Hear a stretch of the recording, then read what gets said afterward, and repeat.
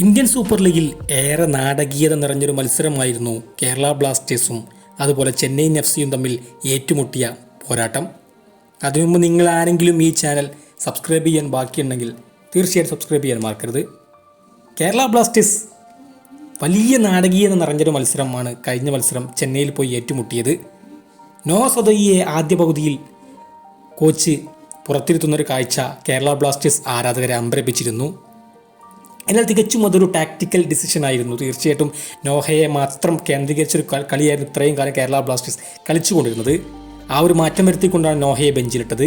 എന്നാൽ കളിയുടെ തുടക്കം മുതൽ തന്നെ അദ്ദേഹത്തിൻ്റെ മുഖത്തുള്ള ആ ഒരു പുഞ്ചിരി മാഞ്ഞൊരു നിമിഷം എല്ലാവരും നോട്ട് ചെയ്തിട്ടുണ്ടായിരുന്നു. പിന്നീട് രണ്ടാം പകുതിയുടെ അവസാനമായിരുന്നു നോവ സദോയിയെ കേരള ബ്ലാസ്റ്റേഴ്സ് കളിക്കളത്തിലിറക്കിയത്.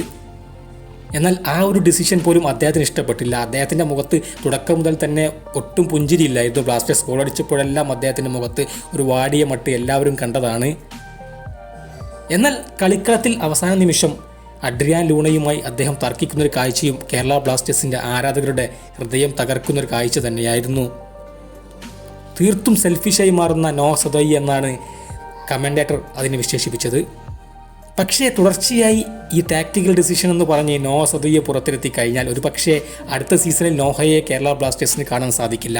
അദ്ദേഹം തീർച്ചയായിട്ടും ബെഞ്ചിലിരിക്കാൻ വേണ്ടിയല്ല ഇങ്ങോട്ട് വന്നിട്ടുള്ളത്. ബ്ലാസ്റ്റേഴ്സിന് വേണ്ടി മുഴുവൻ സമയം കളിക്കാൻ അദ്ദേഹത്തിന് അത്യാവശ്യമുള്ള കാര്യം തന്നെയാണ്. അടുത്ത സീസണിൽ അദ്ദേഹം കേരള ബ്ലാസ്റ്റേഴ്സിനോടൊപ്പം ഉണ്ടാകുമോ എന്നുള്ളതാണ് ഇപ്പോൾ ചർച്ച ചെയ്യേണ്ട വിഷയം. തീർച്ചയായിട്ടും ബെഞ്ചിലിരിക്കേണ്ടി വന്നാൽ ഒരു പക്ഷേ അദ്ദേഹം അടുത്ത സീസണിൽ മറ്റേതെങ്കിലും ടീം തേടി പോകുമെന്ന കാര്യത്തിൽ യാതൊരു തർക്കവുമില്ല.